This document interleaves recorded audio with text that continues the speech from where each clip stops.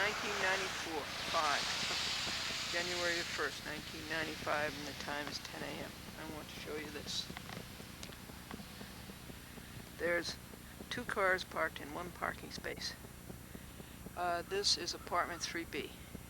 This is the same thing that was done at Thanksgiving, and I believe at Christmas. This is not right.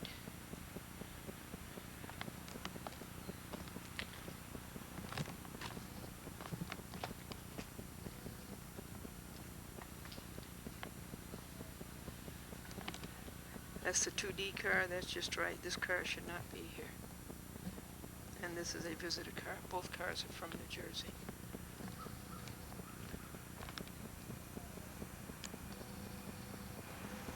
And that's apartment 3B right there, kitchen.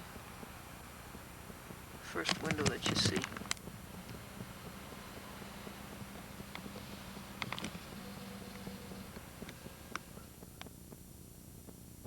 Happy New Year! Happy 1995! Nice to see you, Merrill. Our great niece and great nephew came, Really? and we went out for dinner over in Mamaroneck. Well, how are they, your great niece and the great nephew? Are they? Her father is Merrill's nephew. Her father is Merrill's nephew. Yeah. Oh, that's great. Where do they live? Down in Pinehurst Avenue. Do you know Pinehurst Avenue? Near the George Washington Bridge. They have an apartment there, Oh. actually on top of the bridge. Oh, I know what you mean. Yeah, right. I see. And they got you call them, they got a switchboard. They have a switchboard in their apartment. Oh.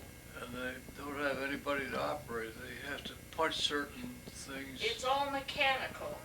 You know, mechanical voice says to do this and do that and punch this and punch that. You can't talk with anybody.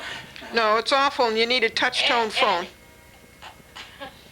Well, Ann says her aunt from Minneapolis can't call her either because she's got the rotary phone too. How did your people look, Merrill? Do they look good? Good, Oh, fine. sure. They left us to go up to Albany Oh, really? to a New Year's Eve Really? affair. And they're going to stay. Help yourself to some. Had a crowd in church, did they? Yeah, they had a Very good crowd. Yes, very good. Charlie was all right. He's Yeah. off to Vermont again today, huh? Yes. Well, I just asked him. Yes, he is. They have snow up there, and he's going to call if. And the rain that we got was snow up there. It was? So he's going to call and see if maybe they should wait a day before they go back. If it rained last night, had been snow, we'd be socked in here. It was snow. Was it in Vermont? Yes, he said it was. It wasn't snow up there, Mary. Yes, it was snow in Vermont. Happy New Year, everybody. 1995. I hope you get everything you want in 1995. We are at Mamaroneck Avenue and Old Mamaroneck Avenue in White Plains. And the people that we just visited were Merrill and Eleanor Folsom. And he's 92 and she's 91. And they celebrated their 72nd wedding anniversary.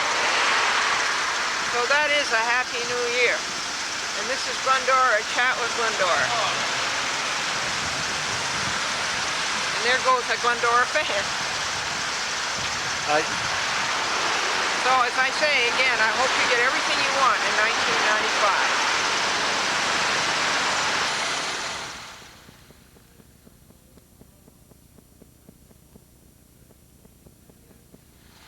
T-shirt off the Lincoln. Looking good. At 15 years old and 200,000 miles, and you can hear him. He sounds good.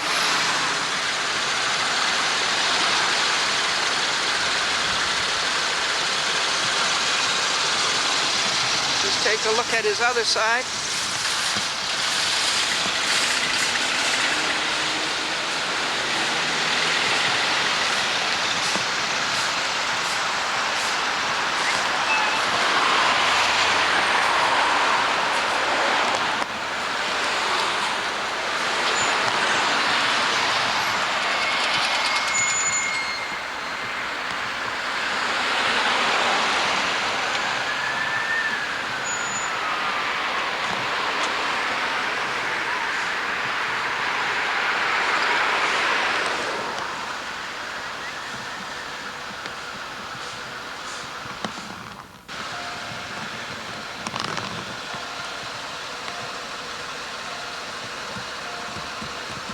weather that we have today. This is the field next to our home.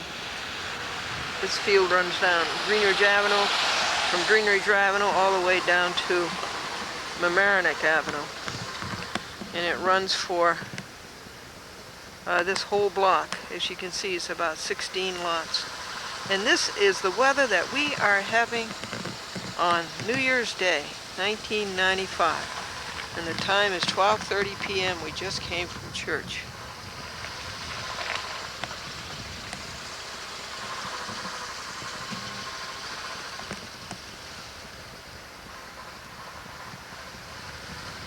(1995) New Year's Day, Sunday, at 12:30 p.m.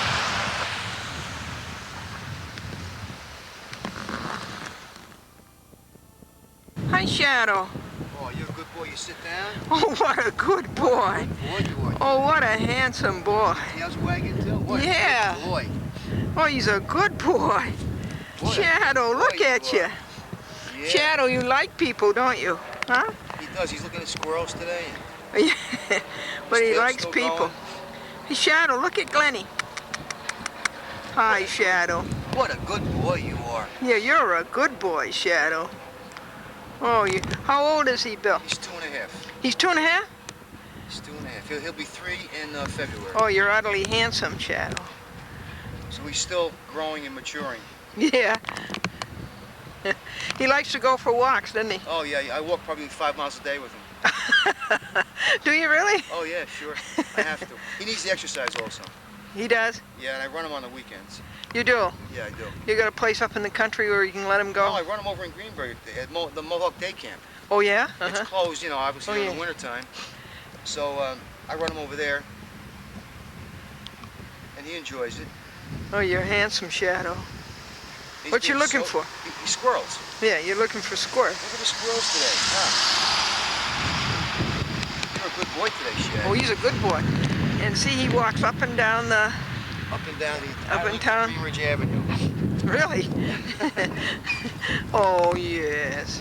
What, you full of kisses? You got kisses, Shadow? Or did you see a squirrel? Yeah. So this is Shadow on New Year's Day, 1994. 1995. Excuse me, yeah. This is, let me do that over again. This is New Year's Day, 1995, Sunday, and the temperature is 51 degrees. Aren't we lucky? Very. A little overcast, but pretty nice.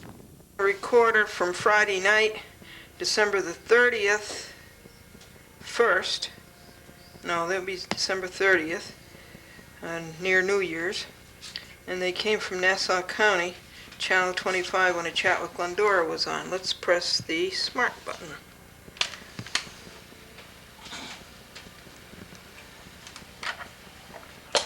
Fucking crap you put on TV, you Irish fucking drunk. Get off the fucking air, man. Nobody wants to see your fucking big dirty ass.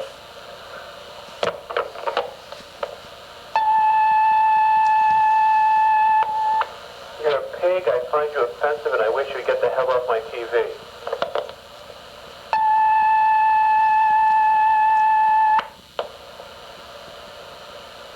Go shop of eggs, 9466107.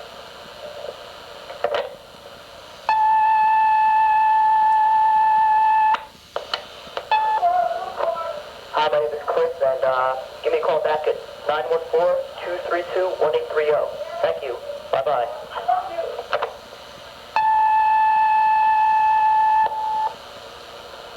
Happy New Year.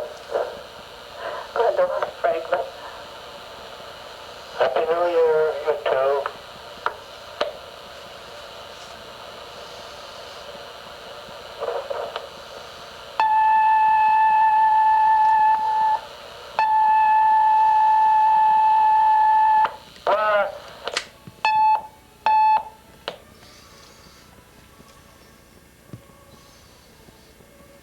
And that's it. And today is New Year's Day, January the 1st, 1995, Sunday. And the time is 4 p.m. And the days are getting longer and longer. Oh, that's nice.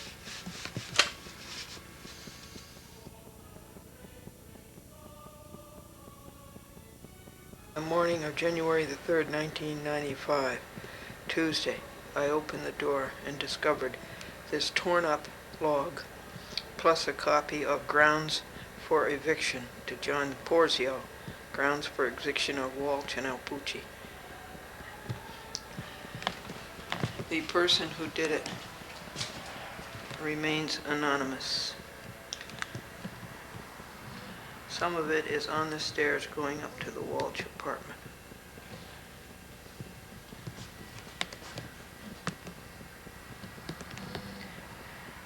At 7 a.m., Franklin distributed the log to 13 apartments. To 13 apartments. This would be one of those.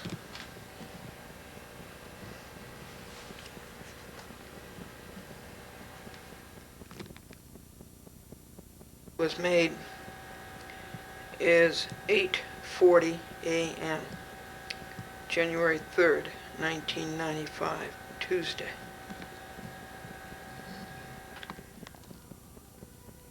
Now, folks, here to sing this morning's hymn is Franklin Buell.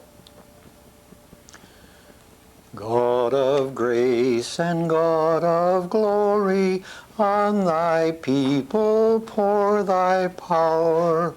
Crown thine ancient church's story, bring her bud to glorious flower.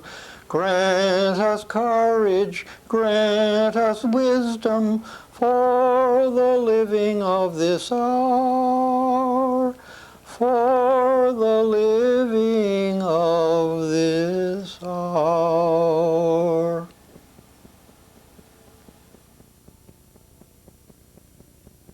Hi there, everybody. How are you today? And here are the first jokes of the year 1995. I just hope that you get everything you want in 1995. What happens when ducks fly upside down?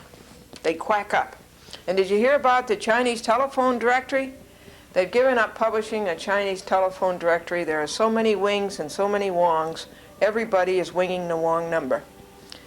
And the IRS agent said to Robert, I'm having a little problem here with your medical deductions. It's very hard for me to justify $50 for the tooth fairy as a medical deduction.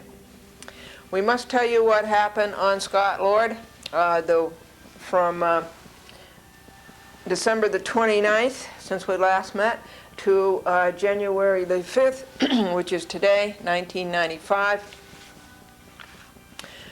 We are coming along very well on the United States Supreme Court writing the petition for a writ of certiorari. And this is the argument that has been typed so far. Why this was a bad decision, why it was bad work by Judges Hall, Judges Duberstein, Gattell, Winter, Jacobs, and Cabranes. And the typed part is up to 31 pages. The written part is up to 60 pages.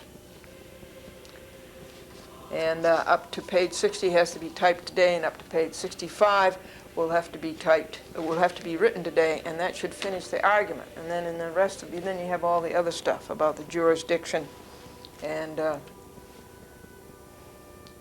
all the table of contents, the table of authorities, the laws, what constitutional law, and so forth. As you know, I'm using the Fifth Amendment and the 14th Amendment, and also that my rights as a citizen of the United States were violated under color of state. Okay, and I have to read 5 pages from the Book of Rules of the United States Supreme Court. It was so disappointing. Their term starts the first Monday of October every year, and the first Monday of October of 1994, the Supreme Court announced that they weren't taking any new cases. That is a real sin. What are we paying and having all the expense of the United States Supreme Court if they can't hear our cases? When the United States Court of Appeals does such a bad job, as in the case of Judges Winter, Jacobs, and Cabranes, when the United States District Court does such a bad job as in the case of Judge Cattell, and when the United States Bankruptcy Court does such a bad job as in the case of Judges Hall and Duberstein. So here's the front part of the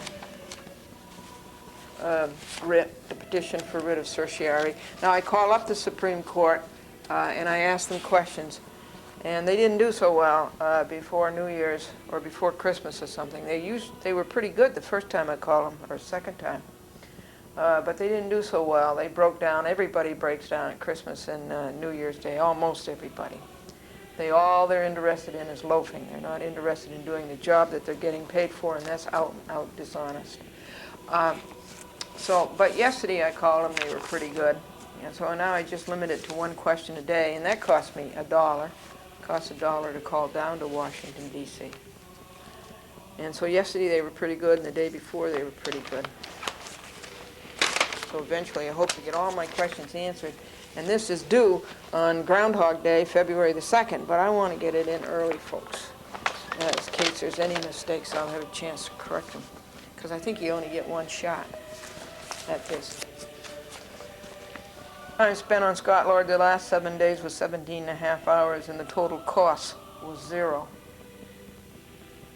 Big job like that done, folks, by comparting it, doing a small part of it every day. And if you do that every day, you'll get it done. The trouble is you have to answer some lying, thieving, crooked lawyer's paper every day practically. One day last week I had 13 papers to do. Today I only have 5 or 6. It used to be if you had one every other day, you thought it was horrible. And then one a day was horrible. And now when you have like 13 in the same day, or 5 or 6 a day, and it's at least 3, 4, or 5 a day. It's terrible, terrible, terrible. Don't ever look for justice in the courts. Don't ever try to solve your dispute by going to court. The courts are broken down. The courts should be closed down. They should put up a sign, out of order, closed for repairs, and stop the sham. The policeman said to Diane, "Your license says that you should be wearing glasses." And she said, "But I have contacts." And the policeman says, "I don't care who you know. You're going to get a ticket anyhow." And the warden said to Robert, "Robert, you must be lonesome in here. You never have any friends or relatives come and visit you." And Robert says, "Oh, no, warden. They're all in here with me."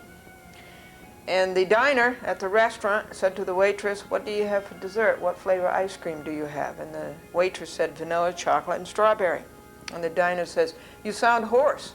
Do you have laryngitis?" And she says, "No, just vanilla, chocolate, and strawberry." Here's Ginny Cat. Ginny Cat, you're a very intelligent little kitty. Oh, yes, you're very intelligent, Ginny. You're very intelligent.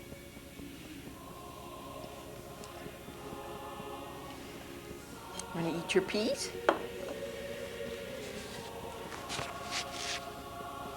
So now we're going to tell you what happened on Glendora versus Cablevision. Charles Dolan, John Tata, William Quinn, William Bell, Mark Lusgarten, Francis Randolph, Joseph Asnara, Urban Polinsky, Charles Forma, James Dolan, Cablevision Systems Corporation.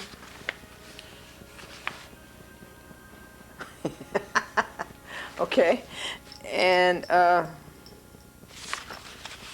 we'll pick up on what happened last Thursday. It took 2.5 hours to videotape the Cablevision stories of last week and to edit them.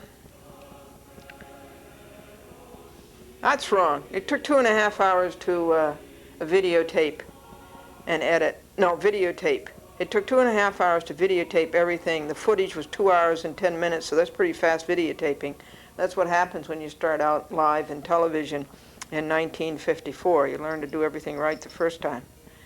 And then we edited at TCI from 50 to 7 p.m. Now this is Ginny in her gray fur coat When you grow old, Ginny, what color are you going to turn? What color will your hair turn when you grow old, Ginny? Because you're gray now. She's 3 years old now.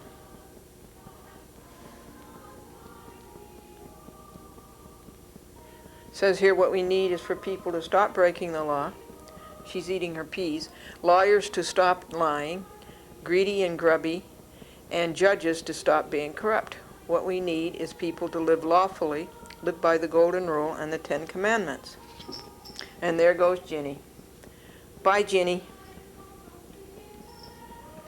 I watered the plants at 222 Mamaroneck Avenue that were out in the hall. And the Lincoln was run down because of the flashers were on so long when we came out of editing at TCI, White Plains. So I went across the street to the fire. I took my cables, my boosters. The Lincoln came with boosters. That ought to tell you something. Very fancy cables. And 15 years ago.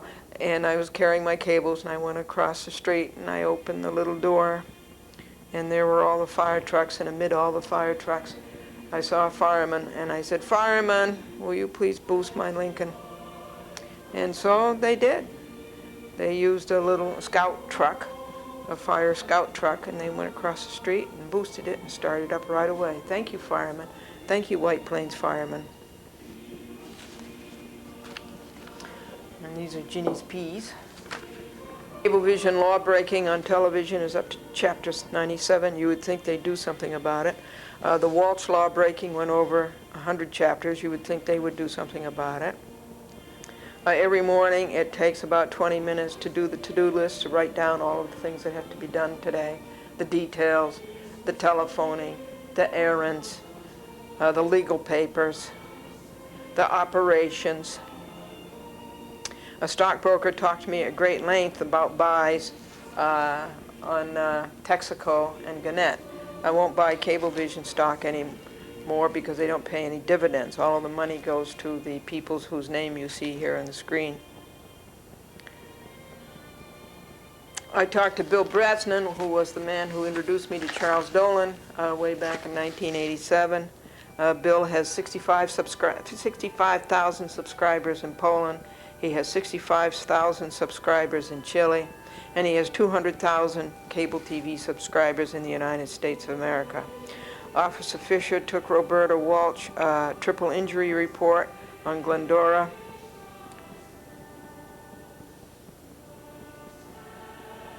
BTJ cannot buy an ad this week. The CBS annual meeting is at the same place, the Museum of Modern Art on 53rd Street, I believe, between 6th and 5th on May the 10th, 1995. I'm going to read you under the miscellaneous, the third quarter report of the CBS, Columbia Broadcasting System.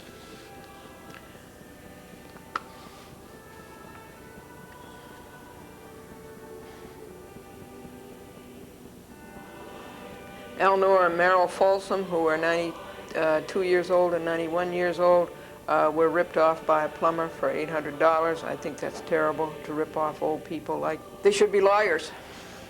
$1.5 billion asset company, Cablevision Systems Corporation, were ripped off by a plumber for $800. I think that's terrible to rip off old people like. They should be lawyers. $1.5 billion asset company, Cablevision Systems Corporation, still refuses to pay Glendora her costs of $797 on her lawsuit against Cablevision, where Glendora won and Cablevision lost, and the Park Avenue lawyers lost to a pro se. David Deitch is loafing. The recorder was on all through the week, all around Christmas and all around New Year's. Colabella was loafing. The whole courthouse was loafing. All of the judges were loafing between Christmas and New Year's. We pay for that great, great big courthouse tower so that it can be unused for a whole week. And you go in there with the case and you wait a year and you wait a year and a half so that these people can loaf for a whole week and a whole lot more that doesn't go on the record. Patricia White a great deal. She is working on a case against Cablevision. And it's sort of a freedom of speech case, because freedom of speech not only applies, for instance, Cablevision censoring Glendora and taking the program off the TV.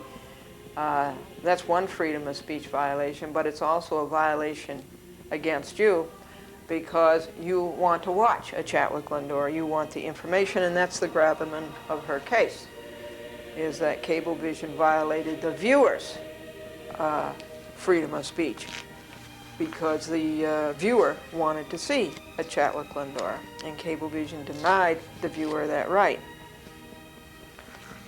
So it's sort of an interesting case. Robert Perry is working on his reply brief against Cablevision. He's on the side of the town of East Hampton, who wants a different cable supplier, a different cable operator, which they should have. And he's working on the reply brief. That's in the United States, the United States Court of Appeals at Foley Square. And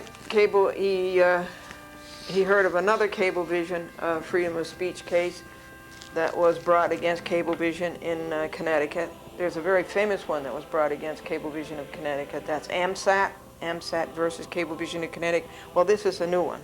They did the same thing to the person in Connecticut that they did to me. So Cablevision is being sued in Connecticut on freedom of speech. So my case with Judge Silverman lays the groundwork for that. No cable operator can exercise editorial control over public usage channel. Vision Friday night, December 30th, which would be December 30th, which would be the night before New Year's Eve.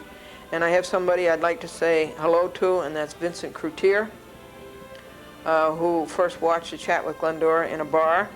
And I asked him, did a lot of other people watch it? And he says, yeah, quite a few of the guys were watching it. And he said, they like your hat. That's hello to Vincent Cloutier, and wish you Happy New Year, and that you get everything you want in 1995. And he lives in Rockville Center. That's the town out of which Scott Lord ripped off so many people. And just before I met him, and Scott Lord lived in Rockville Center for some time. Still impressed by that little cable system, 5,000 subscribers, United Video, up in Cross River, Golden's Bridge, South Salem, North Salem, Purdy's, all those little northern woods, Westchester towns. The response I get from United Video Cross River is fantastic. Bob McInnes from Golden's Bridge, he called up, he says, Glendora, he says, you're terrific on TV. And Glendora said, where am I on TV tonight? And he said, in Lewisboro. And I said that I was glad that he told me, because I have no way of knowing it, because the cable company, of course, only covers its own cabled area. It doesn't come to White Plains.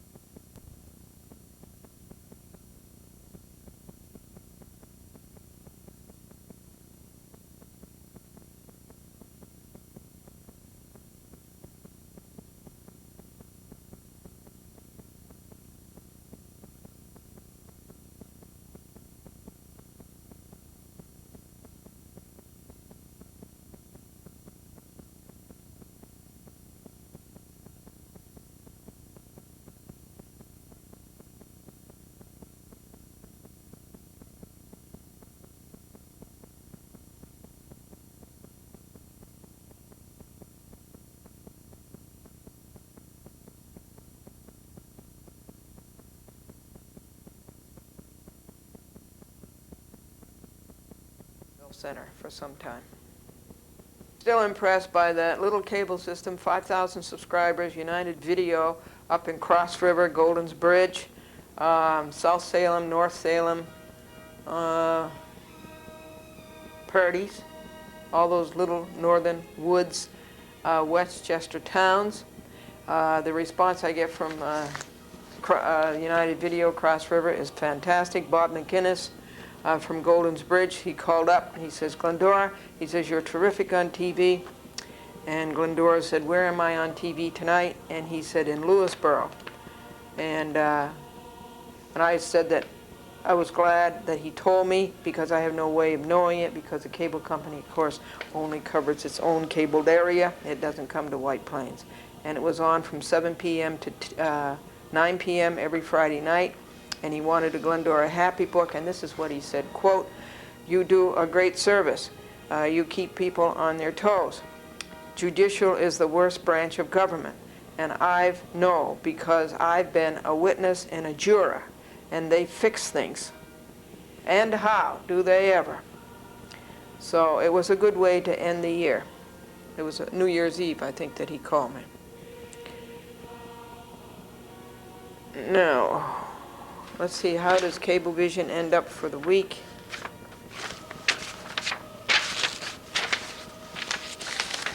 Here is a paper, a page copied from the Securities Exchange Commission.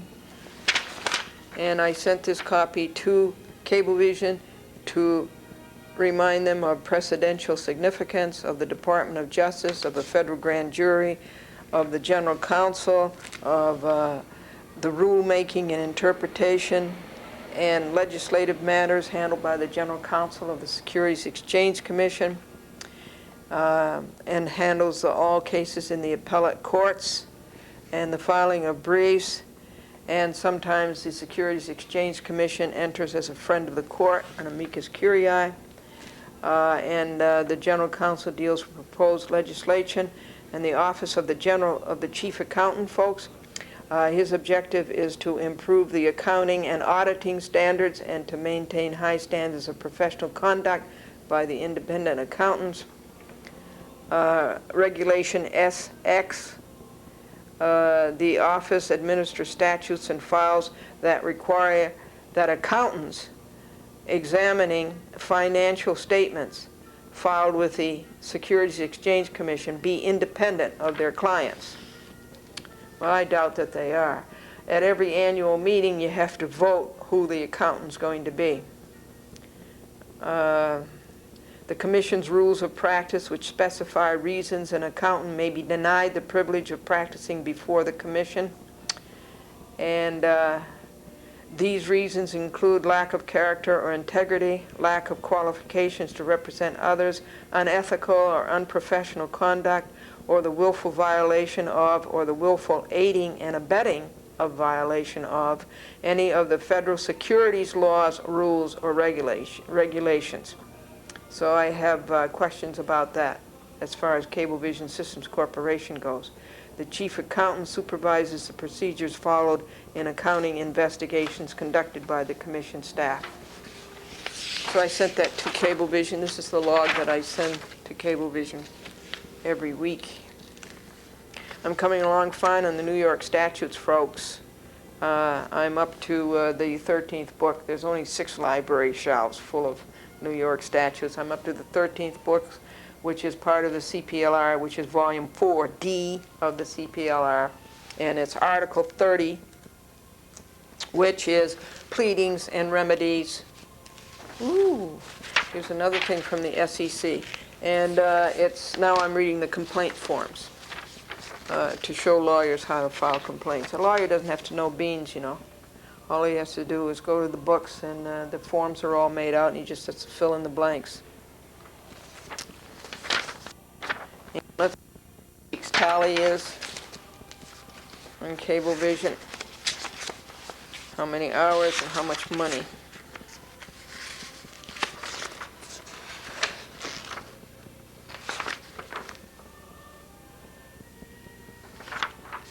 An hour spent on Cablevision. The week that closed on around about New Year's Day, and $1.66 was spent on Cablevision. These are some little post-its from Diane Bennett, who does such a good job at Hicksville, although she was away, and showing how she asked a technician to dub my show over again so that both the voice and the music would be on channel 2. They want channel 1 blank. So, and the show, you remember the night of the storm of the nor'easter, December the 23rd, 1994, Friday. The cable went out and Con Edison went out. Well, just to show you how great Hicksville is, they're going to recablecast program 1631. Because I know nobody saw it much because the telephone didn't ring at all. And always when the program is on, the telephone rings. It rang 5 times Friday night, December the 30th. That would be the night before New Year's Eve. On the New York statute, we found forms how to sue a foreign corporation, such as Cablevision, which is incorporated in the state of Delaware, how to sue the public officers. We've started the income tax on New Year's Day, and that's a big job. So there again, you have to compart that into little small jobs. So the first thing we do is figure up the mileage, how much mileage was personal, how much mileage was business. Turned out to be 77% business, and then you know all the car expenses, and 77% of that is entered on your income tax as a business expense. These are some more quotes from the Securities Exchange Commission about Cablevision, coordinating the legislative efforts of the Commission and communicating between the Commission and Congress. That's what the Office of Legislative Affairs does. The Office of the Inspector General audits and investigates. He keeps track of the economy, the rulings that the Securities Exchange Commission might make that would have a great effect on the economy. The SEC and federal, state, and local government agencies and non-government agencies, including the identification and prosecution of individuals involved in fraud and abuse. So we have to watch that. Here is from the Cablevision third quarter report. I finished that, and it looks to me like the bottom line for the it's unaudited, the assets. It looks like the assets are $2.2 billion as of September 30th. And Rainbow Programming has, pursuant to its new ventures agreement with National Broadcasting System. That must be because of the Rainbow Lounge on the 30 Rockefeller Plaza, right? NBC offered NBC the opportunity to participate in one half of Rainbow Programming's investments and holdings. NBC has until November 15, 1994 to decide whether it will participate. In the event that NBC elects not to participate in the transaction, it may require Rainbow Programming until the later of January the 25th, 1995, or 30 days following the closing of the Madison Square Garden transaction, or the termination of the merger agreement to purchase its interest in Sports Channel New York Associates, Sports Channel New York abbreviated, and Rainbow News 12, the NBC put, for an aggregate purchase price of approximately $92 million, because the dollars are in thousands, unaudited, at November 15, 1994. We have other Cablevision entities, MFR and Monmouth and Riverview.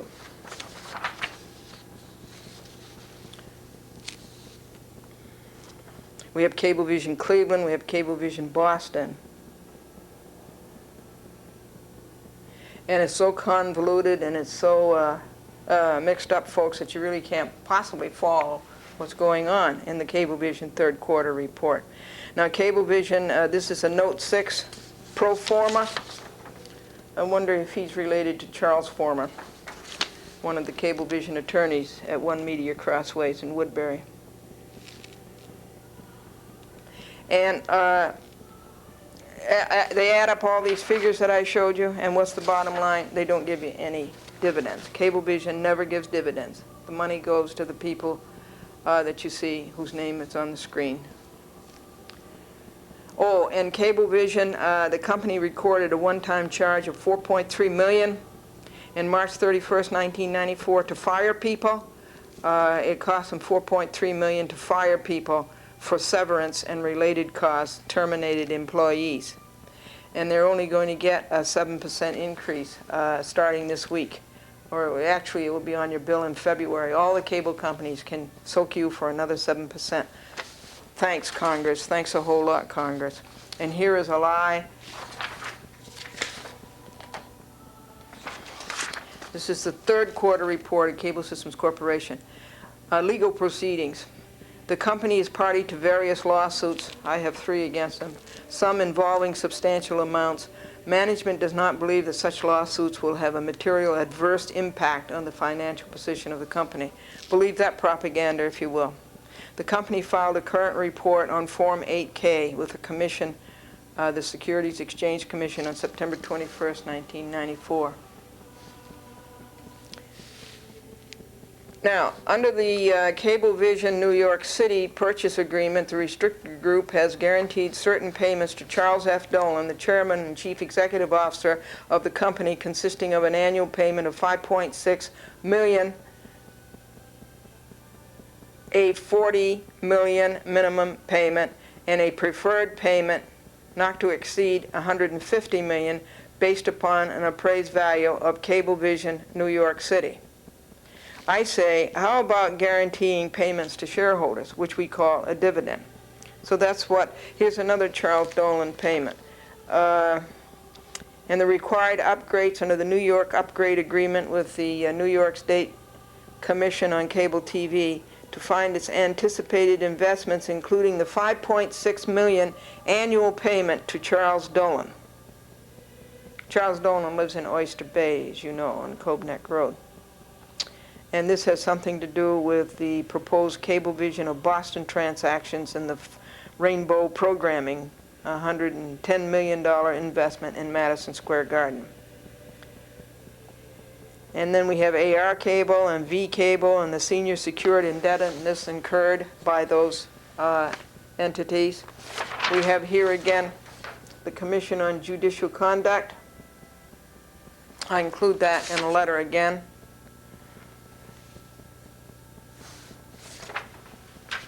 Let's go on with Cablevision here. Here's some jokes.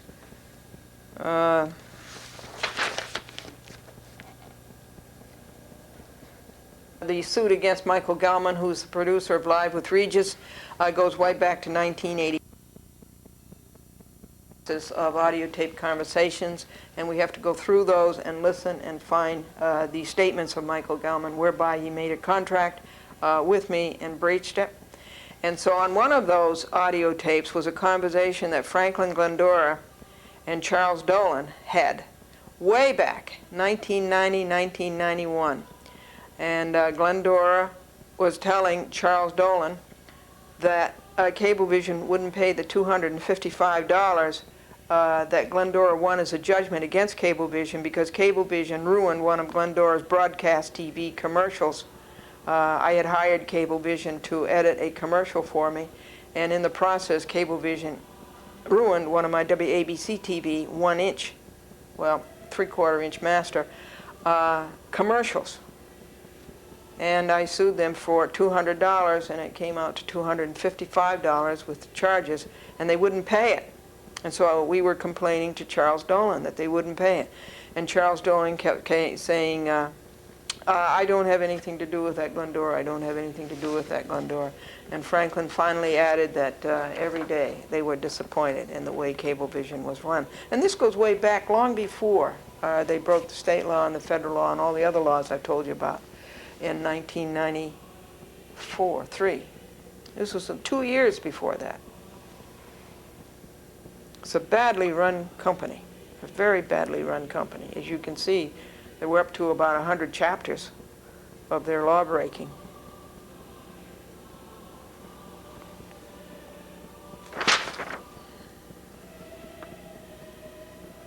This is all of the third quarter report.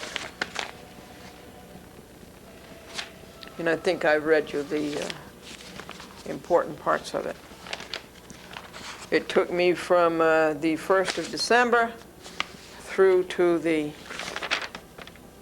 31st of December, the whole month of December, by reading 1 page a day. That's all you can get time for, to get it read. And now for some jokes. Why was the little shoe crying? Why was the little shoe crying? His mother was a sneak and his daddy was a loafer. And the woman came along in a taxi cab, and the taxi cab pulled up to the curb, and the woman says, "How much do I owe you, driver?" And the driver says, "Nothing, ma'am, you did all the driving." And did you hear about the woman who calls her son Halley's Comet? She's angry with her son, and she calls him Halley's Comet because he doesn't come around to see her except once in every 74 years. Now this is the log on Glendora versus Gannett Broder. McCorkindale and Curley and Sherlock and Watson and Paulson. And this is the log that will be sent out sometime pretty soon. It's up to 32 pages. And the time on Gannett Broder this week was 2 hours. The cost was $0. And what are we waiting for? We're waiting to finish the petition for writ of certiorari to the United States Supreme Court on the Scott Lord, Judge Duberstein, Judge Hall case, Judge Cattell, Judge Branis, Judge Capranis, Judge Winter, and Judge Jacobs. We're waiting to finish that petition, and then we'll start our petition to the United States Supreme Court for all of the law-breaking that went on with Gannett and the failure of the court, the Judge Broderick Court in the United States District Court in White Plains, to deal with Gannett breaking the law, and the failure of the United States Court of Appeals, Judges Laval, Pratt, and Cabranes' failure to deal with Gannett breaking the antitrust law and the monopoly law. So that's going to the United States Supreme Court. That's about all that we're waiting for there, I think, on Gannett Broder. Seems there was something else to tell you. There were 3 lawsuits against Gannett. The first one was against Gannett for breach of contract. They said they would write a story. I gave something like 30 hours to them. And then Mitch Broder said in his childish way, "I just may not write this story." And so that was breach of contract. The courts were all wrong in their ruling of that because they're all afraid of Gannett. It's too bad when you sell your soul. It's too bad as a judge you can't stand up for what is just. And then the second lawsuit was against Gannett for libel. They committed libel when they wrote about the decision, the bad decision of Judge Johnston in Harrison. They told a lie, and they never printed both sides. And it was defamatory what they wrote. But Judge Burroughs and Charles Devlin are too afraid to rule against Gannett again in the Westchester Supreme Court. And I took that to the appellate division, and the appellate division is too afraid to rule against Gannett. And so the third lawsuit against Gannett was for obvious reasons in Westchester. Gannett is a monopoly and an antitrust, and it injures people. And so I took my action in the United States District Court. But Judge Broderick, who is not of sound body and should not be on the bench, as the Judicial Conduct Code says, he made a terrible decision on that, as bad as his Cablevision decision. And so I appealed that in the United States United States Court of Appeals. And the 4 judges I told you, Laval, Pratt, and Cabranes, stuck with Gannett. Everybody's afraid of Gannett because they're a monopoly. Everybody sells their soul. In these courts, they just sell their soul. Their soul's not worth 2 cents. I wonder how much they sold it for. Well, we know how much they sold it for. We know. So that's all that's going on, Glendora versus Gannett Broder, on this week of December 30, what was it? December the 29th, 1994 to today, January the 5th, 1995. Dividend check from Gannett.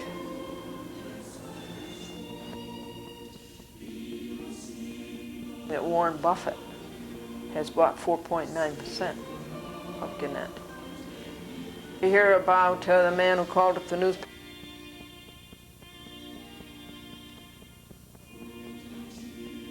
And I'm alive. And the editor felt really bad. He felt very badly. And he was trying to think how he could make it up to the man. He says, I'm so sorry that we put you in the obituary column. He says, I know. He says, tomorrow we'll print your name in the birth column. And you can get a whole new start. The teacher said to the little boy, how do you spell Rose? The little boy says, B-R-O-S-E. The teacher says, there's no B in Rose. The little boy says, there was in the one I smelled. And the honeymoon couple came back, and they settled down to married life. And he said, dear, do you want to be the president or the vice president? And she said, you can be both, dear. I'll just be the treasurer. Now first, you have the landlord breaks the law. That's the first thing. The landlord charges you $1,050 a month for an apartment where the regulated rent is something like $400 a month, or maybe $600 a month, okay? So that's the first law breaking that you have. And then you go to the New York State Division of Housing and Community Renewal. And the law says clearly, the Emergency Tenant Protection Act says clearly that if the landlord does that and doesn't show proof that he did it unintentionally, then the Division of Housing and Community Renewal shall give you triple damages. First of all, the landlord has to refund the overcharge, but then he has to pay triple the overcharge. That's what the law says. The law says that clearly. So the next lawbreaker is the New York State Division of Housing and Community Renewal. And so then you've been ripped off, so you go to court and you show them that they have broken the law and that you should have triple damages. And the next person to break the law is the judge. In this case, it's Judge Matthew Coppola. I'm very sorry that he was reelected. It's another 14 years of paying Judge Matthew Coppola $113 a year not to uphold the Constitution, not to uphold the laws of the state of New York. So he's the next one who breaks the law. And then the Division of Housing, Judge Coppola tells the Division of Housing and Community Renewal in the Bronx, after he rules in their favor, he tells them to submit an order. And they forget all about it. They're typically like that. You know, they'd forget their head if it wasn't attached to them. That's how the DHCR operates. And so Glendora tells the judge that she wants the whole thing vacated because they never submitted the order to be signed. It's a sloppy way for a judge to do anything anyhow. He should sign the order. And so we have the next law breaking, that's Judge Coppola again. After they've broken the law of not submitting the order in 60 days, as the law says, he lets them get by with it. Not only lets them get by with it, he colludes with them.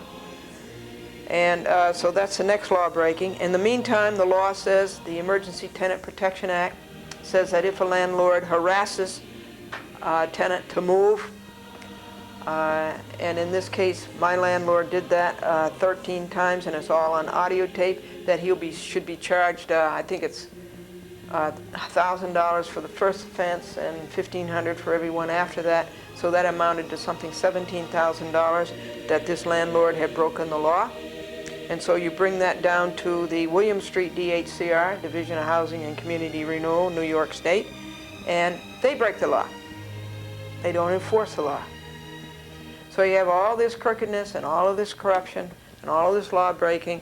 Landlord to the Division of Housing and Community Renewal, to the Supreme Court of Westchester County, down to the New York State Division of Housing and Community Renewal in Manhattan. And you add that all up over a period of 2 years, it makes you very, very, very angry. So your next step is go to look for justice in the Supreme Court, State of New York, Appellate Division, the Second Department. and that's where it stands now. And then you wait there for an oral argument after you submit all your briefs, your appellant's brief, and the respondent's brief comes in, which was terrible, and there were two of them, one from the crazy Attorney General's office of the state of New York, and you submit your briefs, and I answered those briefs, a reply brief, and then after that you sit and wait a year and a half for the appellate division to get on the bench and listen to your oral argument, and then you wait a month for that decision. So I figure the oral argument will be along Christmas time, 1995. Left her little 7-year-old daughter with two older ladies, for the older ladies to look out for the daughter while the mother did something, very briefly. And as the two older ladies and the little 7-year-old girl sat together in the room, one of the older ladies said to the other one, "She's not very P-R-E-T-T-Y, is she?" And the little girl says, "No, but very S-M-A-R-T. And why do geese fly south in the wintertime? It's just too far to walk." And the young man took out on a date the young woman, and during the conversation of the evening, the young man said, "What kind of sports do you like best?" And the young woman said, "The kind who spend their money and go home early." Versus Lydia Gallicano, the time spent on Lydia last week was only an hour, and the costs were $0. But this week it's a different story. This, as you know, she brought an action, which was a crazy thing to do, about owing her $1,800 rent. And I don't know where she got the figure $1,800 from. And it ended up that she had to pay me $1,580, that it was all adjudicated. And I made this motion to the court to dismiss her small claims action on the basis of the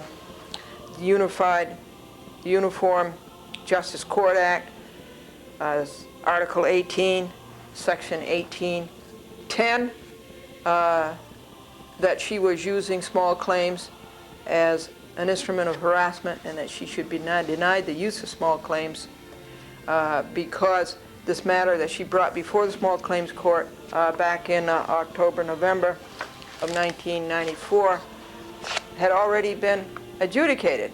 And it had been adjudicated almost everywhere, in the Judge Holden Court, White Plains City Court, and in the appellate term of the 9th and 10th Judicial Districts. So it was really fully adjudicated, and she paid me the $1,580. So it really was a crazy thing to do. So yesterday, Thursday, January the 4th, was small claims date at 4:30 p.m. We went to the courtroom. Judge Joanne Freer was presiding. The courtroom was packed. About 15 people were standing. They had no place to sit. But Joanne Freer came to the bench, and she dispatched her business very, very well.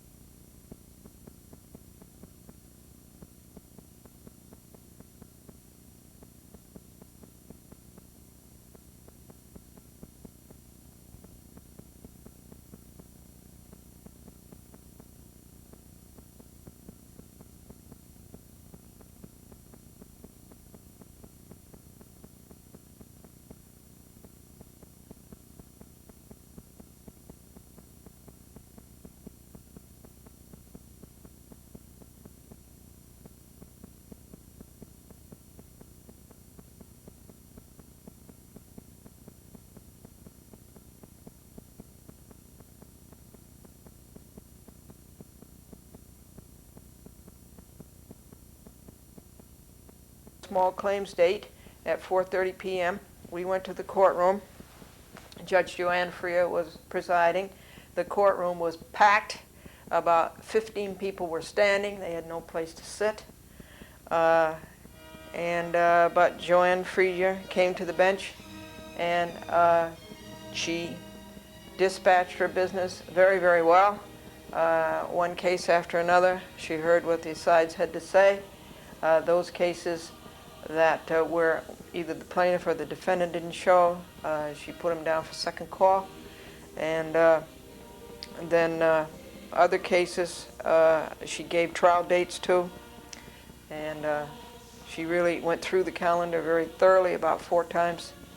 And she never called our case. And then finally, around about 5:20, that would be 50 minutes later, she called Lydia Gallicano versus Glendora. And so I will play for you what happened in the court yesterday. We went up. Franklin took shorthand notes. There they are, 3 pages of those. And I took handwritten notes, and I had 3 pages also. And this is what happened.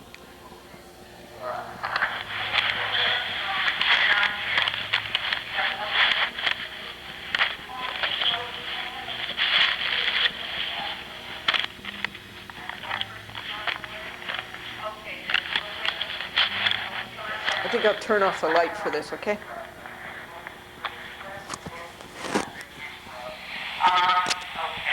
There was another matter, not scheduled for regular council, but on promotion. Lydia Gallicano and Glendora Buell. This Gallicano here.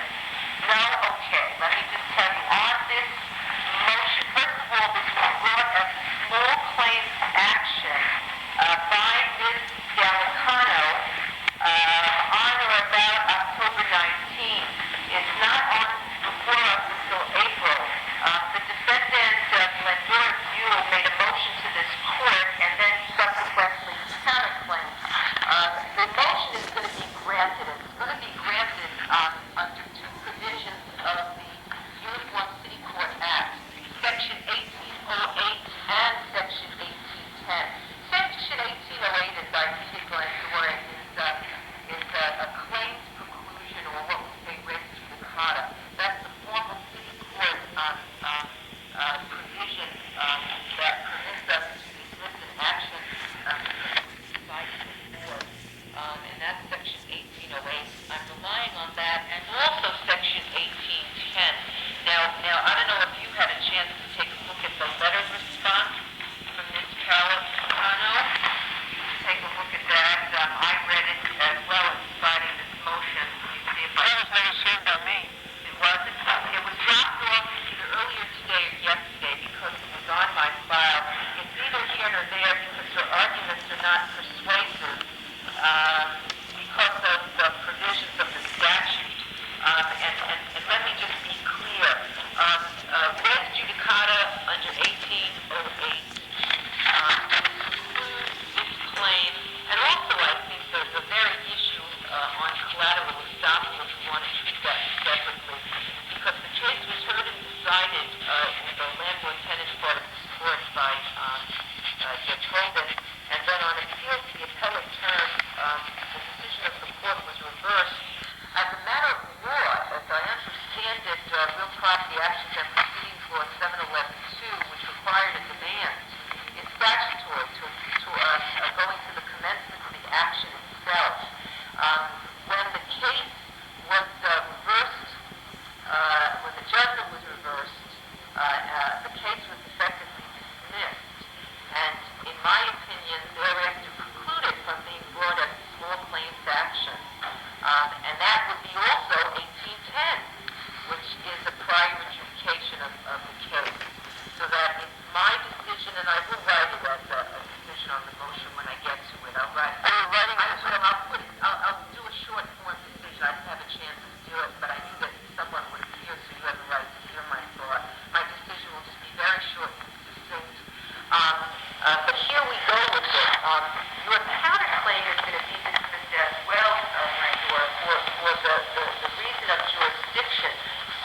claims actions are ones for the recovery of money only, up to a sum certain, which is now $3,000. The nature of your counterclaim is really intentional infliction of emotional distress, and also some of the arguments made under 1810 itself, which is harassment and so on. This is really the basis. 1810 is the basis for keeping cases out of our courts, not keeping them going in our courts. So that the nature of your counterclaims are not appropriate for small claims. They don't seek a money judgment or are not based in any sum of money as a basis for relief. They rise to the level of equitable claims, and that is really not the jurisdiction of small claims. While we can grant decisions based on equitable remedies and equitable theories, the lawsuits for which you are counterclaiming are really retaliatory in nature. And I think that the relief of dismissing Ms. Alcano's case is enough. The case is out of the court. It's being heard. I wasn't damaged? No, or at least you weren't damaged in a way that is provable by money damages. I think that's the bottom line. When you got the relief of restitution from the court, did I read it correctly, that you were also granted restitution by the appellate term upon the reversal of the judgment? If I read your money, Well, I got paid. you got your money back. $15.80. No, it's not all my money, but I got $15.80. Right. Then basically you recovered whatever damage you suffered as a result of the claim itself. All right, and that was the original claim in the landlord-tenant part of our court. So that there's no theory here of recovery of a sum certain. Your equitable arguments, but What did you say? of a sum certain. No fear? No theory? No theory for the recovery of a sum certain, which is what small claims actions are. They are a suit for money damages. That's the only kind of relief that we can give on a sum certain, a provable sum of money, up to now $3,000. And the nature of the counterclaim that you have really don't present claims for money damages. They present claims of a higher and different nature, more appropriate for a different court, not small claims, not small claims action. They were also really responsive, I think, to the lawsuit that was brought against you, and I'm granting you the relief of dismissing it. And I'm dismissing it not only under 1810, but also under 1808, which is our registered collateral estoppel provision. Okay? All right, I will write this up in a decision. You got to give me some time. This is the first week we're just organizing ourselves for this year. But that will be my decision. I'm looking for what she sent us. I don't even know if it's still in the file. I think it was just here it is. Yes, we just got it in the mail today. December 29, we can make you a copy. She didn't send it to you? No. Okay, well, we just got it. The date is the 29th, and it came in the mail today. If we can make a copy when we get a chance, thanks, Julia. Give it to Glendora. I did review that, consider it as part of my decision, but that's it. So that your motion is granted, and the case is dismissed. Okay? And to the extent that it can be dismissed with prejudice, it is dismissed with prejudice. Oh, it is? Well, this can be, yes, because under 1808, it's res judicata. Right? So you can't have the thing again. 1808 raised judicata.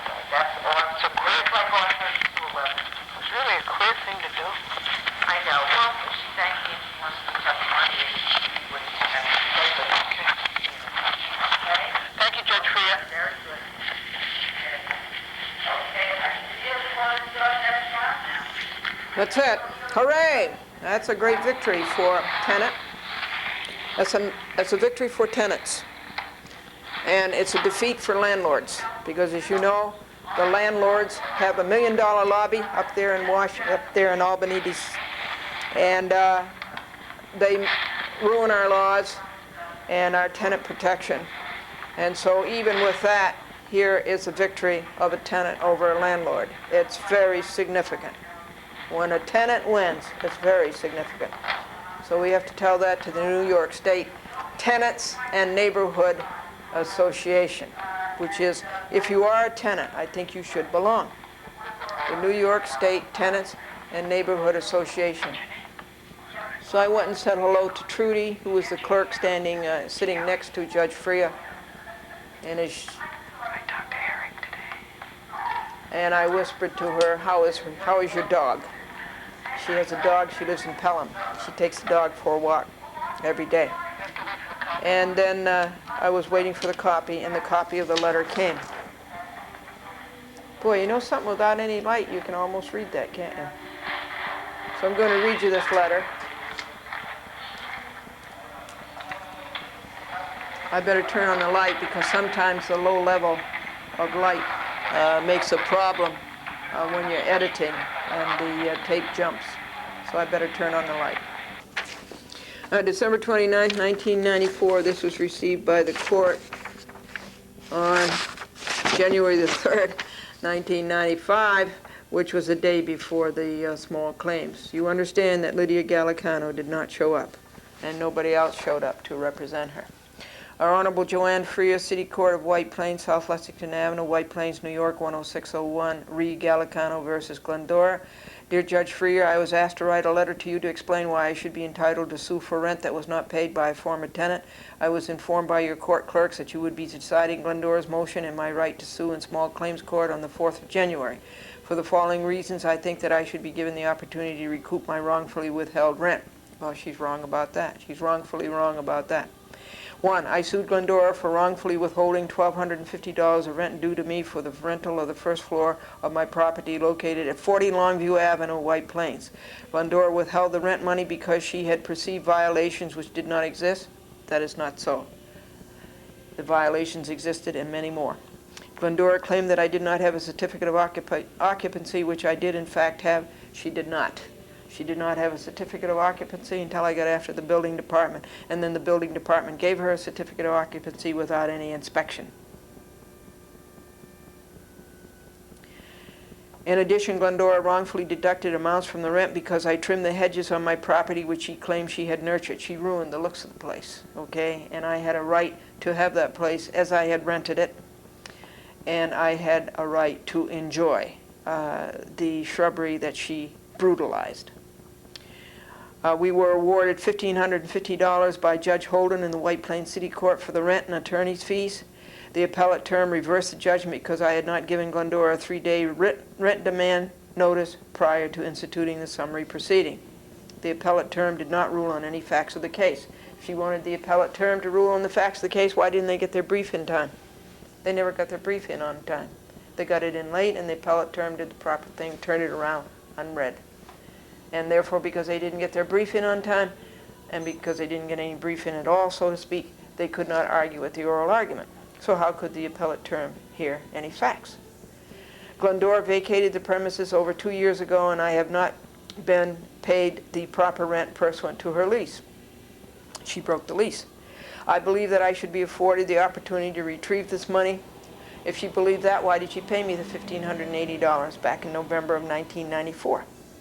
I cannot believe that the court system is designed to allow someone to avoid paying their rent because I failed to send them a demand notice. Why not? It's the law. It's the Real Property Actions and Proceedings law.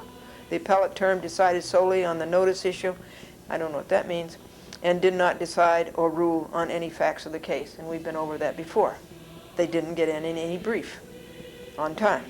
Glendora is apparently attempting to countersue me in the small claims court by filing a motion. I thought that no motions or other legal proceedings were permitted in small claims court. I think she thought wrong, to allow people to redress wrongs without benefit of legal counsel. She could have answered the motion. She never opposed the motion. And that's what she should have done. She should have opposed the motion. So Judge Freya had no opposition to the motion. If I am required to retain legal counsel in the small claims court, well, she's not required to retain legal counsel. She can do it on her own, as I did it on my own. I don't retain legal counsel.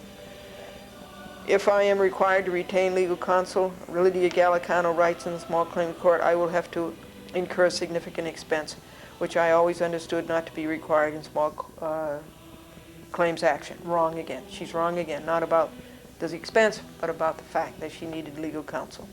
And her legal counsel always has been her son-in-law, where he didn't show up on this one. Thank you. His name is John Ornberger, which you remember well.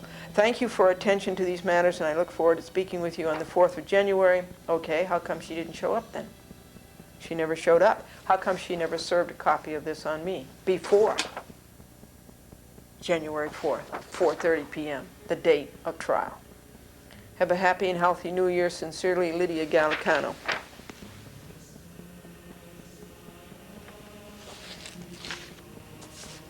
So, it was a victory for tenants and a defeat for landlords. And we need more and more of that. These greedy, grubby landlords like greedy, grubby liars. Now, there will be what happened in the Judge Freer court will have to be written up. There'll have to be a transcript of it. It'll be put in the file.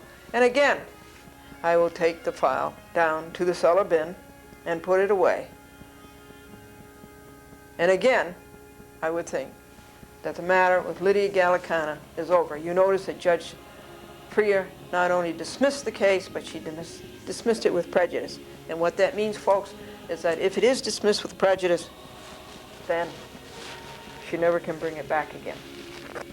She never should have brought it back this time, because it was res judicata and it was collateral estoppel.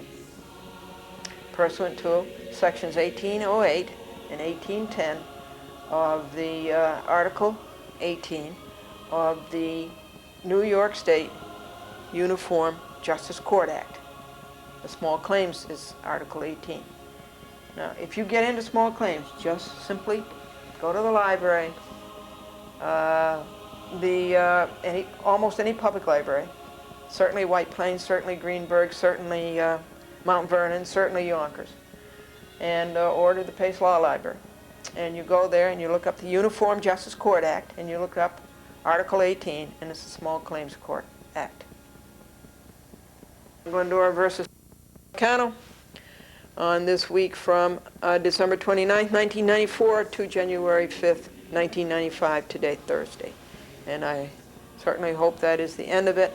You notice that she never brings out the fact that she lied, stole, and cheated from us by charging us, by not paying the Con Edison bill, part of it, and when we had to pay all of the Con Edison bill, when we were paying for the electricity to run the furnace and to run the water heater for the apartment upstairs and for the heat in the common area in the hall. So she never mentions that, and that she was punished by Con Edison, and that Con Edison turned all of the charges over to her as of that date that I complained, September 1992, and she had to pay everything, even my stove gas, after that. That's how Con Edison caught her and punished her, but she doesn't mention that, of course. On Glendora versus the Fund for Ancient Courts, Elizabeth Hubbard, Michelle Mayapath, and Alan Beck, what has happened on the week from December 29th, 1994 to January the 5th, 1995, nothing. Ever since the appellate division denied my motion to stay all actions in the spite and malice Judge Colabella court, nothing has happened. That would be Judge Colabella and his accomplices, T.J. Mallon and Raymond Powell. So nothing has happened then. So the ball is in that court, and the next step is for Colabella to set a date to go to the trial assignment part, room 800, and to set a date for the hearing for the crooked charges of Edmund S. Purvis of Larchmont on his demand for $4,500 lawyer's fee,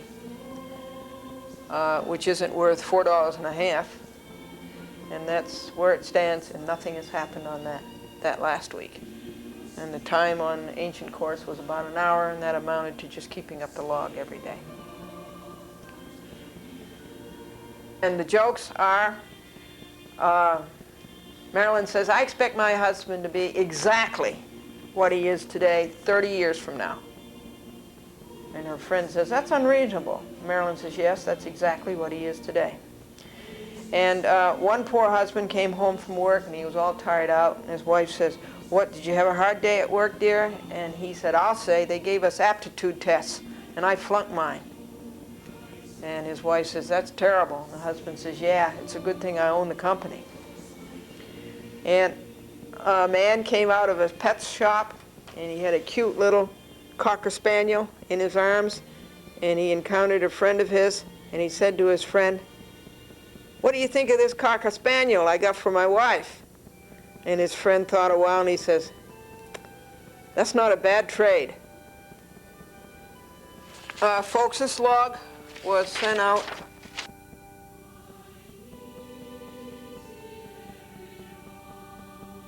and then it was mailed on Tuesday. A terrible, terrible increase in postage up to, what is it? What is it, up to 32 cents now? It's awful. It's particularly bad for seniors who are on a fixed income. Their income doesn't go up anything. And Con Edison gets a 7% increase. And cable TV gets a 7% increase. And the post office gets a 4-cent increase on every ounce.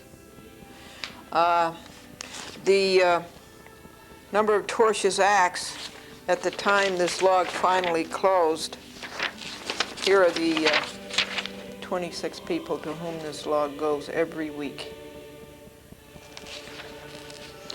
If they would just stop breaking the law, and if they would just leave Glendora alone, there wouldn't be any log that goes out. But they just can't resist breaking the laws. And it's 4 laws that they break: insulting and abusive language, intentional infliction of emotional distress, the White Plains Noise Ordinance, and the harassment criminal law, harassment, a steady campaign. Let me read it to you exactly. Part 5, Section 1542, harassment. 5, a person is guilty of the offense of harassment when, with intent to harass, annoy, or alarm another person, he engages in a course of conduct or repeatedly commits acts which alarm or seriously annoy another person and which serve no legitimate purpose. That's what that section of the harassment law is. So when this log closed, there were 1,612 tortious acts committed by Daniel, Roberta, and James Walsh, Nella and Theo Alpucci, and Kevin and Andrew Larkin. Andrew Larkin is a Harrison police officer. The number of pages is 2,282, a very, very bad record of law breaking by these defendants. Also the law breaking of their lawyers and the law breaking of the court.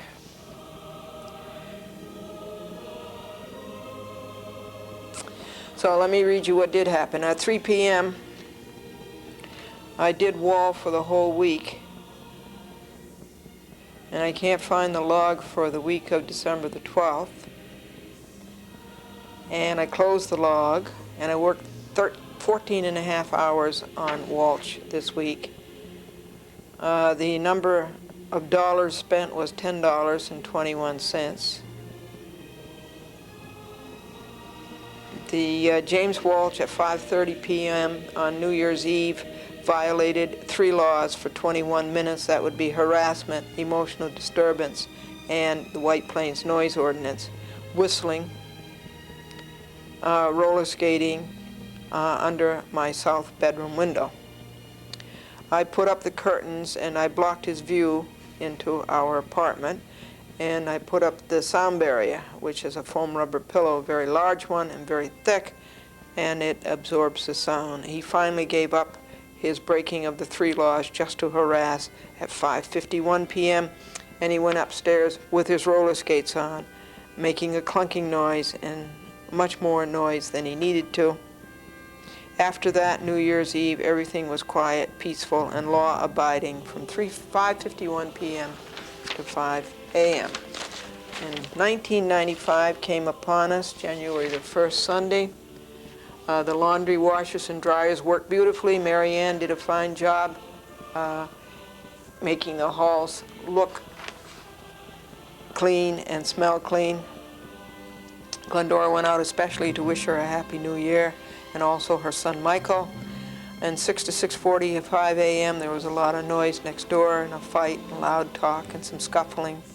It was kind of serious. I was worried that somebody was going to get hurt. I was about to call the police, but the noise ceased.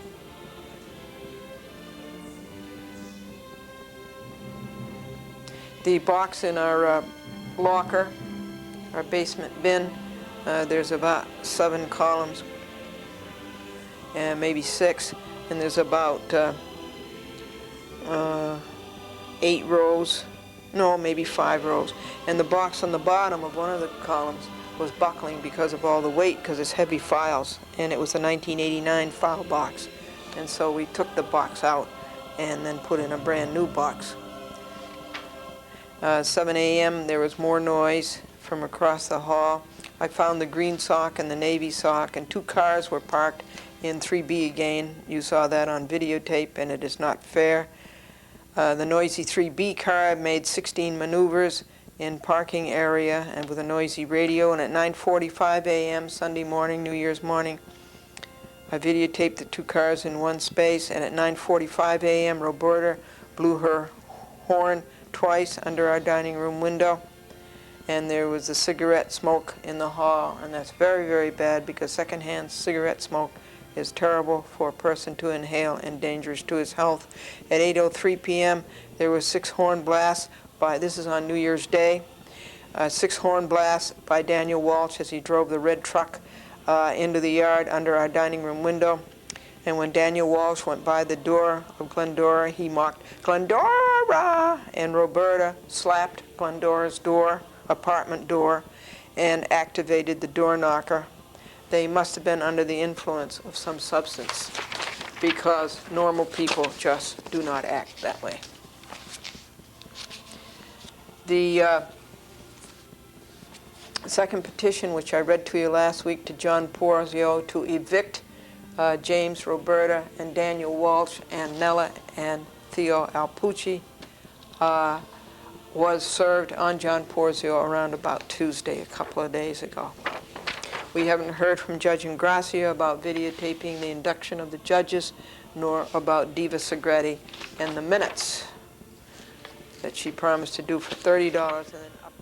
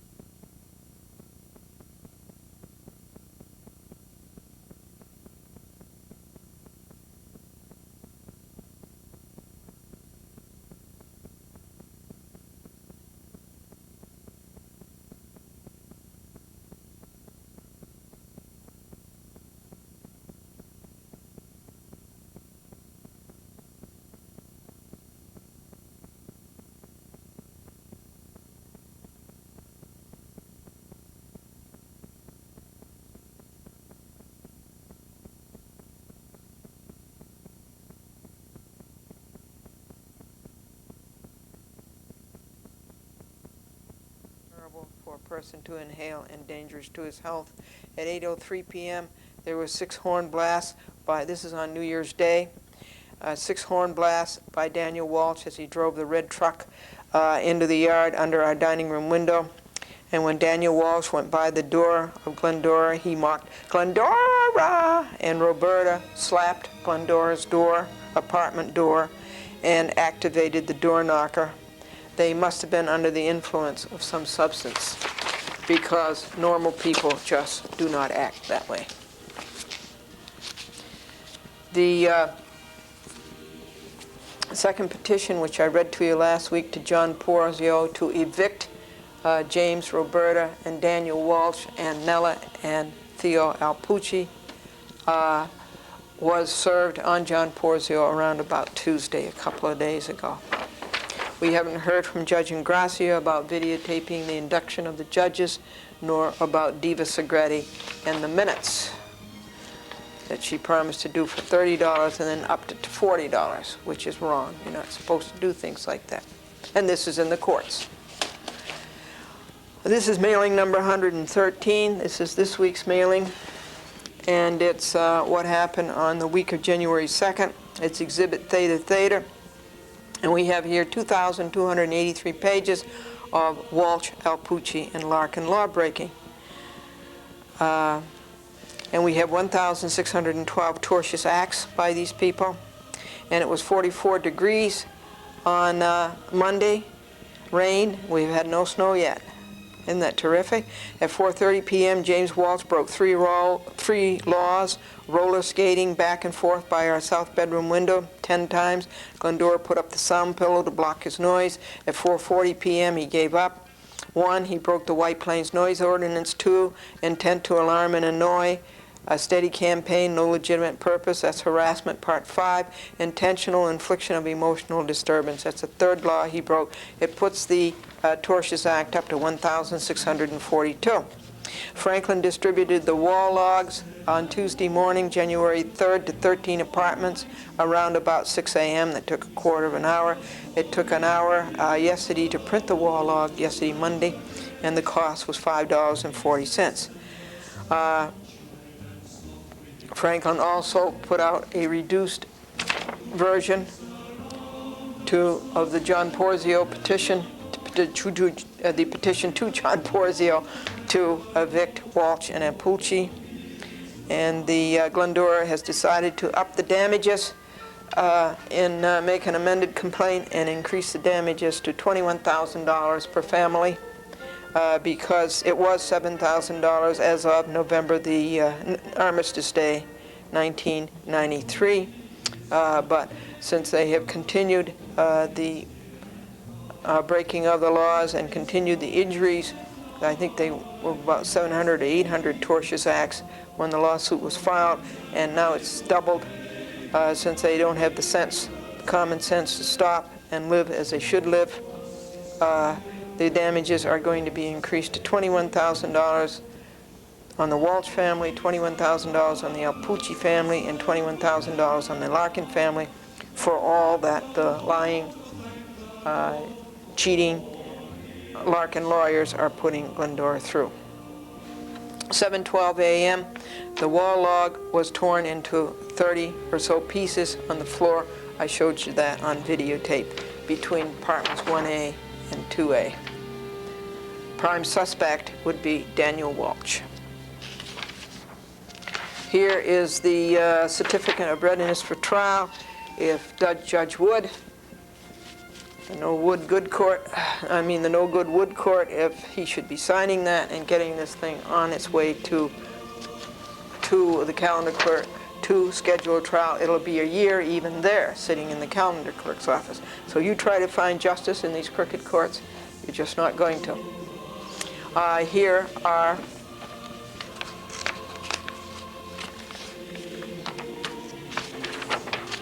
12 a.m. law-breaking Daniel Walsh parks his car across the sidewalk, causing pedestrians to go into the road.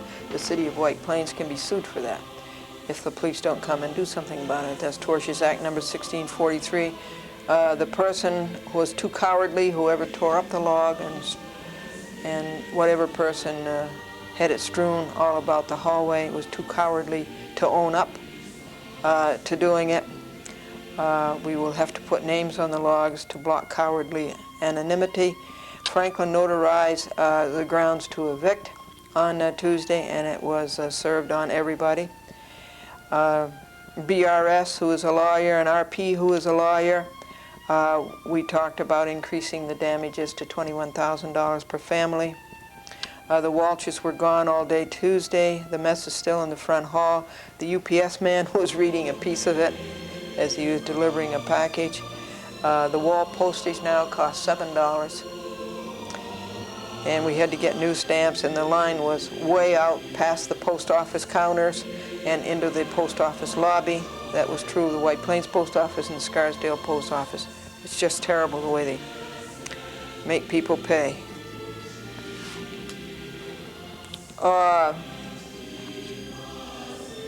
We are now up to Wednesday, and the broken up log, torn up log is still all over the front hall. It looks terrible for anybody who comes in here. And we have here a police report. And this police report is written by Officer Eric Fisher, and it's about an event of December the 21st, 1994. The report taken over the phone. The complainant called and reported on the above date, time, and location.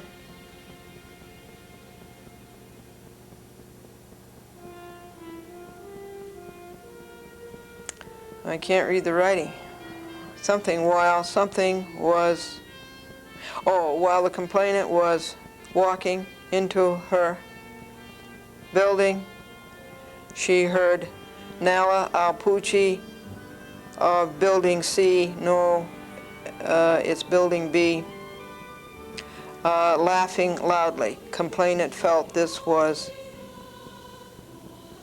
aimed at her and was done to harass her. But the time of this was not 5:10 p.m., it was 3:10 p.m. And it wasn't Building C, it was Building B. Here is another couple of police reports. This report is about something that happened on December the 20th, 1994. The report is 2 pages. Report taken over the phone. Complainant reports on the above date, time, and place while she entered her building. An incident with a youth on roller skates. That would be James Walsh. That Daniel Walsh came out of the above building and frightened the complainant, and and stated, "You'd better run to your door." Complainant then stated Roberta Walsh then came down the stairs and screamed at the complainant, pushed her, and slapped her on the head. Complainant stated that Roberta Walsh also pulled complainant's hat off and threw it to the floor. The complainant stated she received no injuries during this.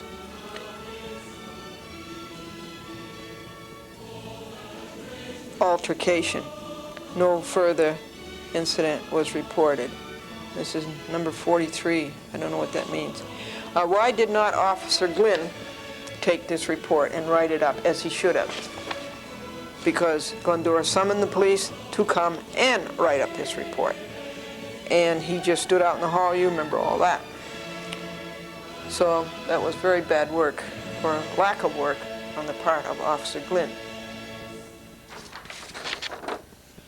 And that's everything on what happened on the law breaking of Walsh, Alpucci, and Larkin from December 29th, last Thursday, to 94, to January 5th, this Thursday, 95.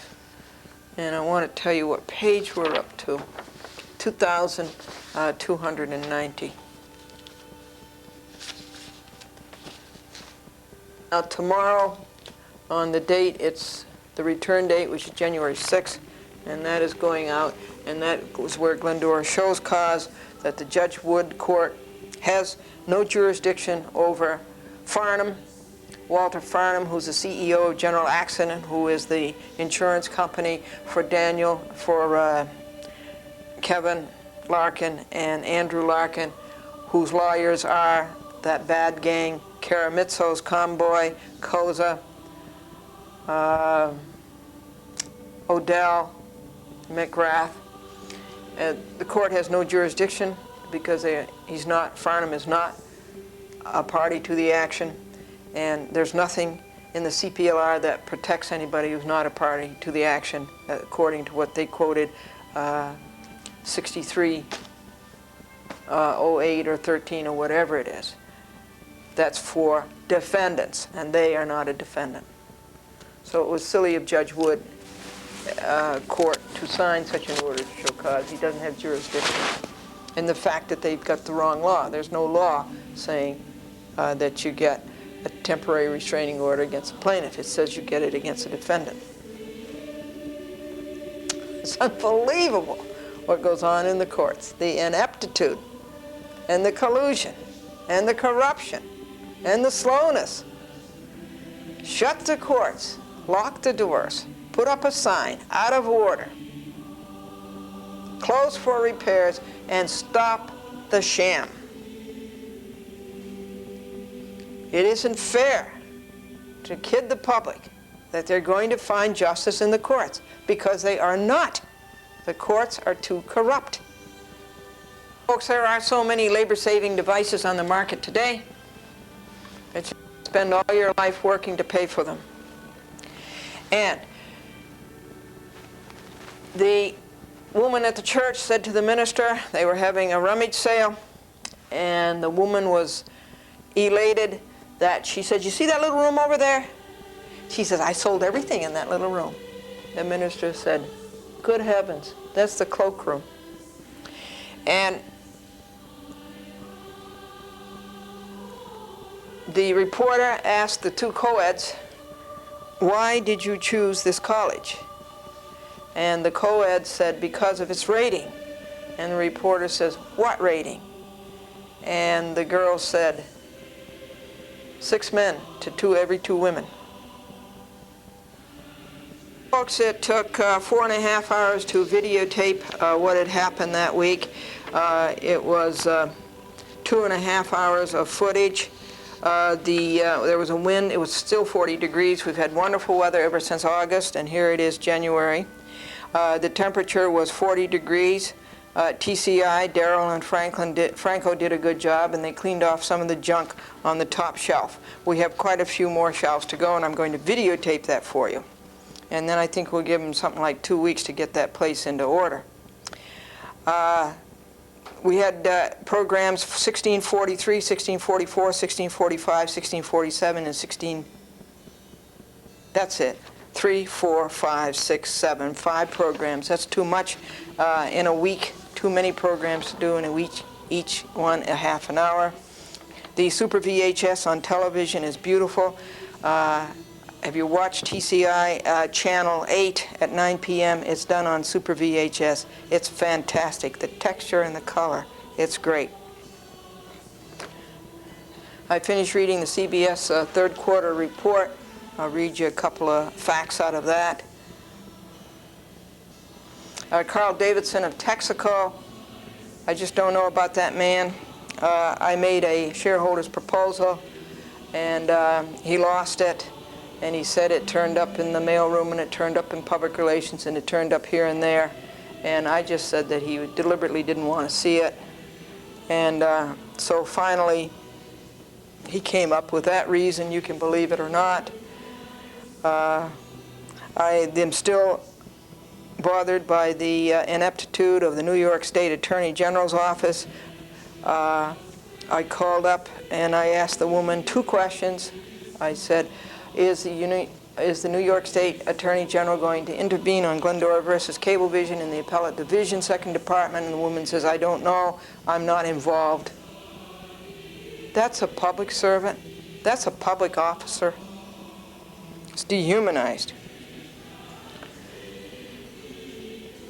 And there was an item on the news that two boys playing football in the Bronx, their football hit the police cruiser. They were playing football in the street or on the sidewalk just the way James Walsh used to, and that the policeman got so angry that he scuffled with the boy, and the boy ended up dying. And it was put down as an accident first, but now it's being put down as a homicide. That's how serious it is to play football in the sidewalk or in the street. I watch Keeping Up Appearances. I believe it's on channel 20, Friday nights at 8 p.m. It's a British comedy. It's pretty funny. It certainly is very well produced. Boy, those people work hard producing it. Detective Flanagan, I'm never able to get in touch with him anymore. Videotapes for Michael Gelman, who is the producer of Live with Regis. Evidence. It's been a heavy week of doing that, and it's really silly because the amount is only $120 for the videotape of mine that he lost and refused to do anything about. Favorite cable companies: Cross River, Purdy's, North and South Salem, Golden's Bridge. That's the United Video, and he takes up 4 programs, and Ed Gregory forgot to bring the 4 other programs that had been cablecast down from the head end.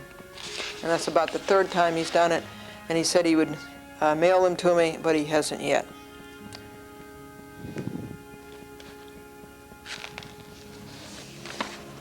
United States Court of Appeals on Glendora versus Cablevision, Dolan, Tata, and all those people. That's the first lawsuit, Cablevision. No decision as yet. What are they trying to do, get by without making one? I think UPS is a bad company to close down on the Friday after Thanksgiving and not give you any service. I think it's rinky-dink, and a woman calls up and says it's so their employees can have more times with their family. I say if they want more time with the family, give them all the time with the family. They have a duty toward the public.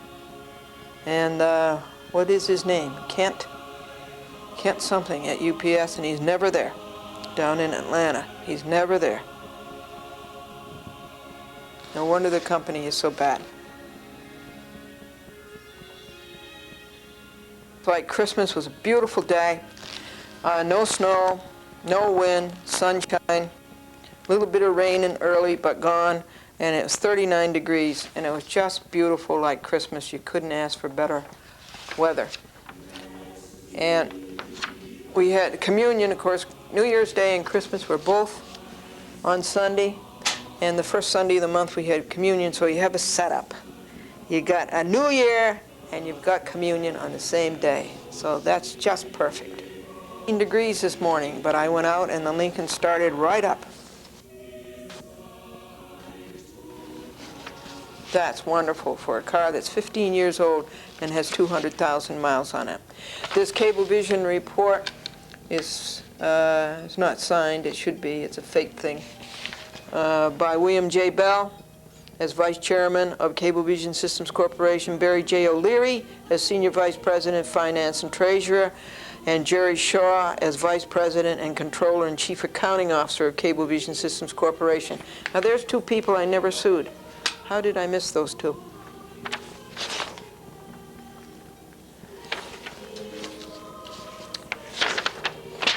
And I am going to read you again the Center for Judicial Accountability.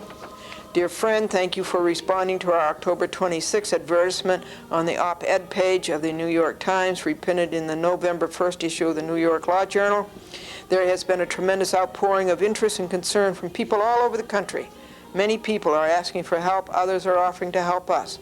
At this point, we are building a national citizens organization to deal with the problem of bad judges, judges who are incompetent and judges who are dishonest. Dishonesty means judges who knowingly disregard their ethical duties, disobey clear and controlling law, and who write decisions which fabricate or deliberately omit critical facts. Let me give you a list of my experience of those judges. Nikolai, Ruskin, Donovan, Fredman, Silverman, Colabella, Wood, Coppola.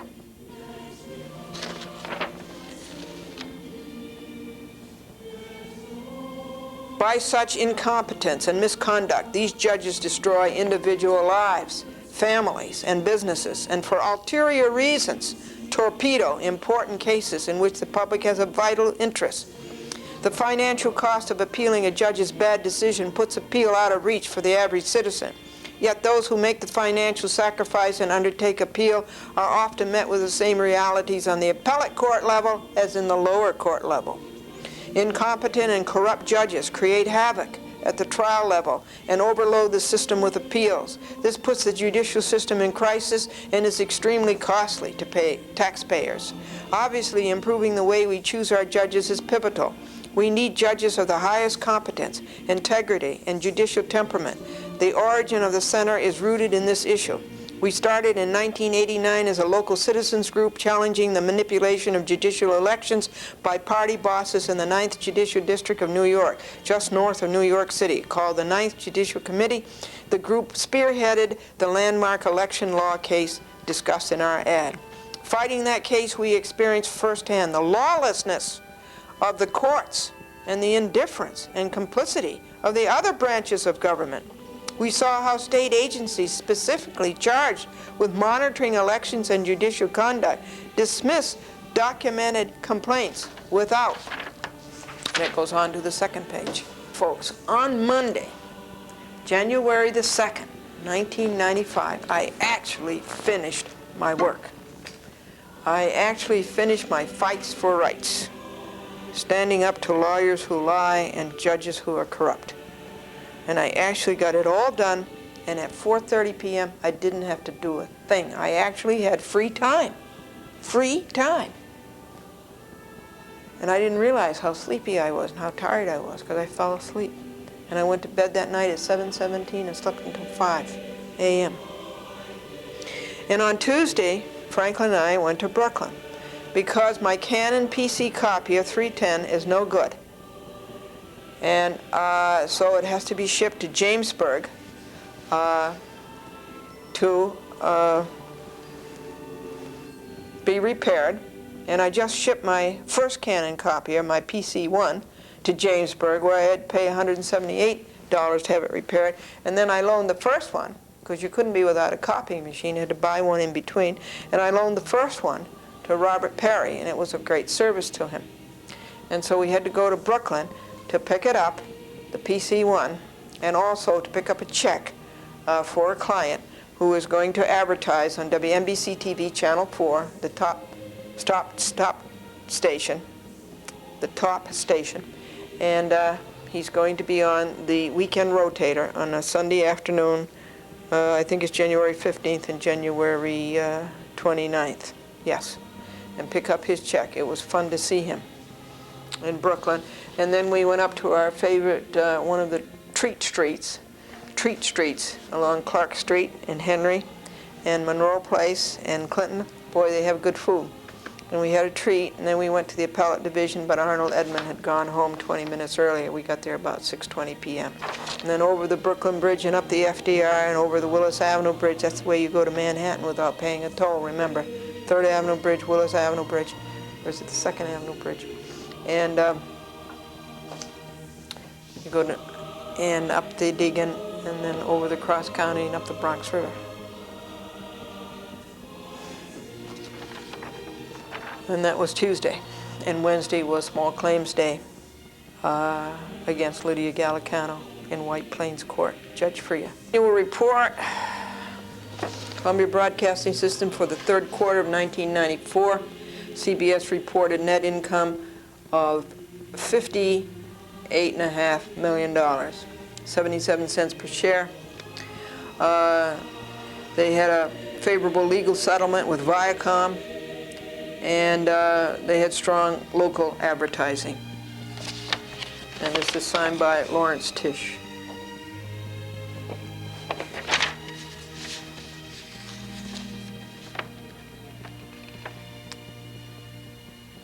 Their net sales were $727.1 million.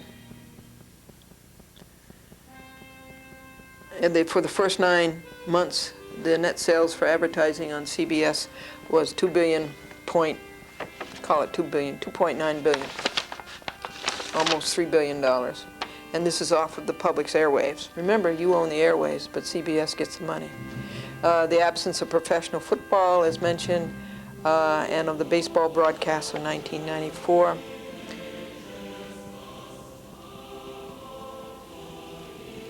There was a strong demand for advertising, interest income, loss of interest income from the cash outlays for the purchase of $3.5 million. In other words, they lost the interest because they used the $3.5 million to purchase stock.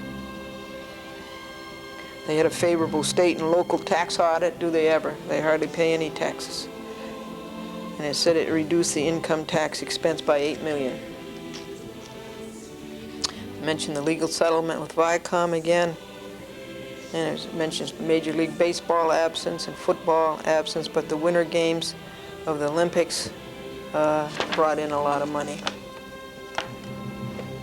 Their cash and marketable securities net is $353 million, I believe.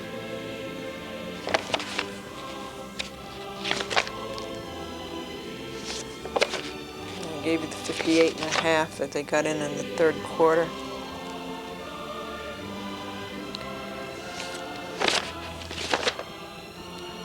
And they got $29.5 million in a settlement with Viacom. 23 cents per share, third quarter earnings. Their interest income was $16 million. I have an oral argument coming up against CBS because they broke laws in the appellate division, but that probably won't be maybe the third quarter or the fourth quarter. What's going on here with CBS and NBC agreed to exchange certain broadcast stations and assets. Wow, you never thought that day would come, would you folks? CBS and the National Broadcasting Company have agreed to exchange certain television broadcast stations and assets in Denver, Miami, Philadelphia, and Salt Lake City. Now these are very famous TV stations, WCAU TV, Philadelphia. CBS has owned that for years and years and years. That's been one of their O&Os, owned and operated stations. It's really second flagship WCBS TV New York. Oh, I keep calling the FCC to urge them not to give the Channel 2 license to CBS. And Westinghouse Broadcasting Company Group W, they has formed a joint adventure with CBS. And let's see any other famous. KYW-TV, that's a very famous. Group W's own station in Philadelphia, KYW-TV. That's a famous station from way back. What are they going to do with it? Will become owned by the joint venture between CBS and Group W. Okay. There's Channel 3 in Philadelphia.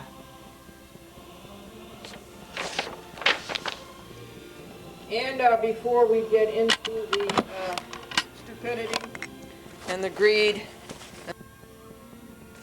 of the